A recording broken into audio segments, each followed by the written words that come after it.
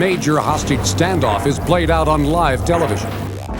They had actually already flipped coins, deciding which persons were going to be shot first. It remains the largest hostage rescue operation in U.S. history.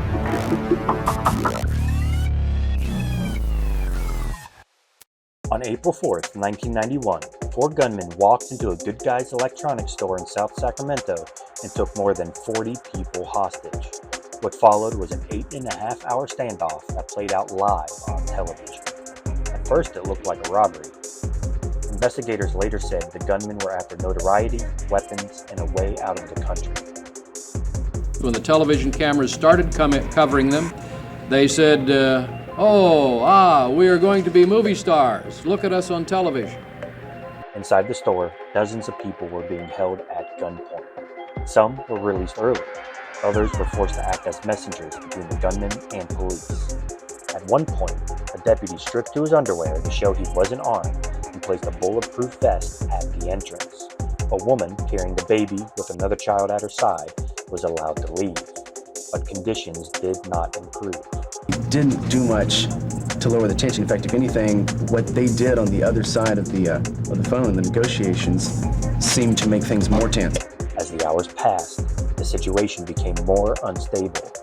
A hostage was shot and sent outside to relay the gunmen's demands. They want 3 bulletproof jackets, a helicopter, and firearms. They already shot me. An hour later, another hostage was shot. The hostages have informed us that they had actually already flipped coins and divided the room in half, and then began to flip coins, deciding which persons were going to be shot first. At that point, negotiations were no longer working. We decided we had to act. We couldn't wait to see if they were serious. A sniper fired, signaling the assault. SWAT teams entered from the rear of the store. Within seconds, the gunmen opened fire on the hostages. Officers returned fire as they pushed inside. When it was over, 3 hostages were dead, 11 were wounded, and 3 of the 4 gunmen were killed. 1 survived and was later sentenced to multiple life terms. In the aftermath, questions came quickly about how the situation was handled, about whether it could have ended differently, about what led to it in the first place.